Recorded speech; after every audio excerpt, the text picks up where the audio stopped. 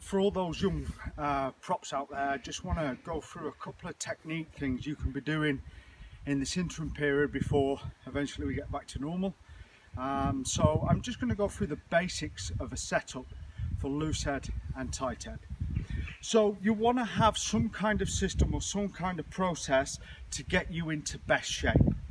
And the way I've done that over the years is to first look at my feet and spacings, go on to hip and knee, okay, and then going over onto the protocols with bind and get my body into position. So the first thing I like to do, so if I'm tight head, it's going to be left foot forward, okay, right foot back, and I like to use what's called heel to toe. So my heel, okay, and my toe are in line with each other.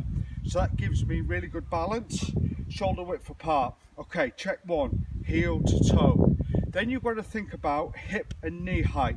So hip, here a little bit of tilt, okay, and knee. Now you're looking at getting some of that bend in that knee, because we don't want to stand upright and then bend, and we call this hinging. So hip and knee. And then from here we want to present. So presenting, tilt the hips forward, tilt the hips back, forward, back. So when we say present, okay, the hips are tilted back, and that way when the second row comes in, we're not having to move him around. So I'll go again.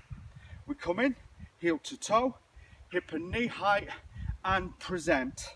Okay, so for me this is the first stage of getting your body into good position.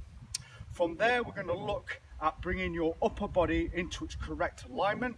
So we could talk about chestnut, okay, so making your scapula nice and tight, so big chest. And from there we're ready to go into our second phase. Now our second phase is going to look like this. Here I've just got a fence, okay, or sorry, say a gate. You can use a rugby post, you can use a post, you could even use your parents if you needed to. All you need is something to lean against. So here we go. Heel to toe, hip and knee, present, okay, chestnut, neutral head, crouch. And as you can see here, I'm coming into a best position, neutral head, bind. I want to reach out, take my bind, and at this point, bring my foot back and recorrect. So I'll go through that last stage again. From the chestnut and neutral head, crouch,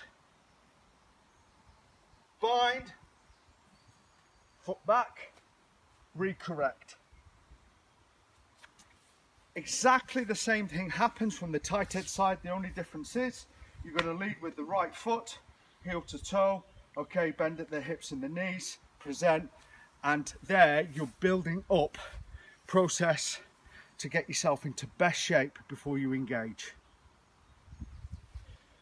As we all know, scrummaging is about controlling your body in a vertical plane, okay, and I want to give you some easy drills you can use to get your body used to working in this plane. We're normally upright all day, we bend over, but it's very unusual for us to operate, okay, whilst on all fours, or at least in that vertical Superman position. So the way we're going to start that, nice and easy, okay, we're going to go on all fours, we're going to get up, we're going to find our best position, okay, and we're going to hold it there, and we're going to sink with our knees, sink and up, sink and up, okay. Then we're going to look at moving from my right to left, and we can go forward and then refine your shape again.